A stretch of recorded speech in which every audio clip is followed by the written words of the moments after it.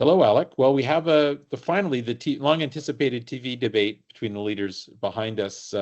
What were your takeaways from last night? It was interesting. There were no strong shots, I thought, by any of the leaders except for maybe Green leader Sonia Furstenau. She was in fine form last night, it seemed, and continually continually pounding both Eby and Rustad on some of their policies and positions. But I thought it was interesting. It was a debate where there wasn't as much talking over as the previous radio debate. There were no, there were few strong shots landed by either leader, but it seemed at times that David Eby and Sonia Furstenau were teaming up on conservative leader John Rustad and attacking him on everything from COVID-19 to climate change to his plans for healthcare and Indigenous rights. So it was an interesting debate for sure, and we'll see how it plays out with the electorate in the days following.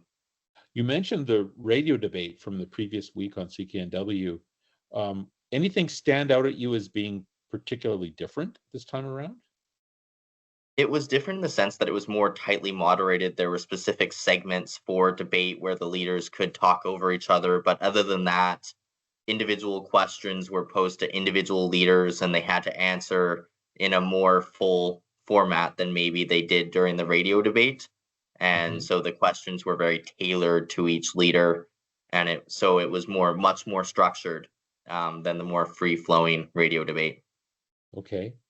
So here we are, at least when we're talking now, it's the morning after the debate. What are you seeing already, or what are you anticipating as far as what the three leaders will do to leverage their performance in the debate or build on that in the final week plus of this campaign?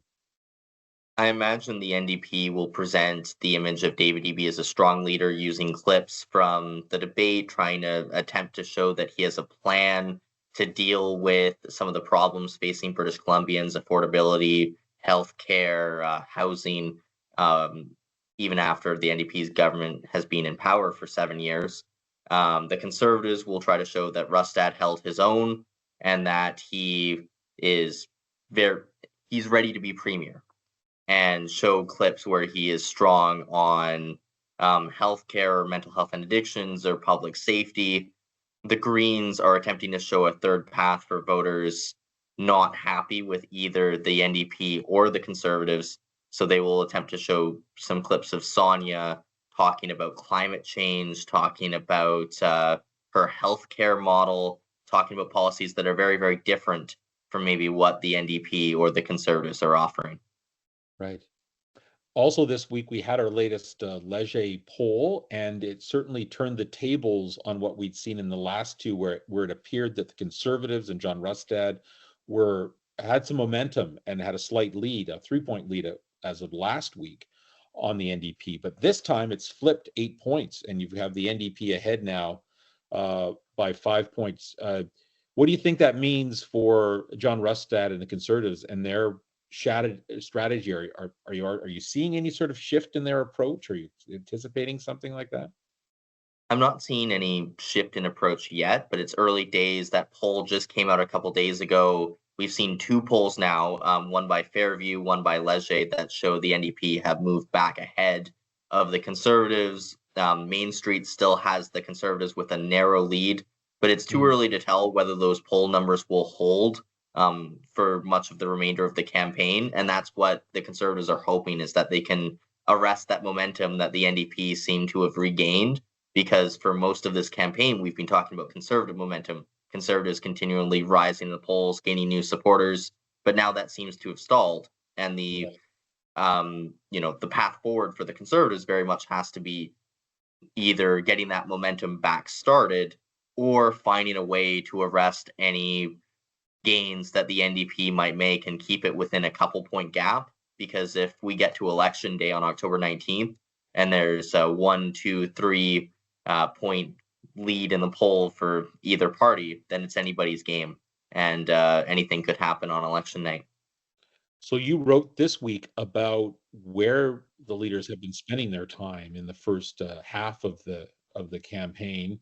Um, as you pointed out, a lot of time in the Lower Mainland, a lot of time in riding-rich places like Surrey.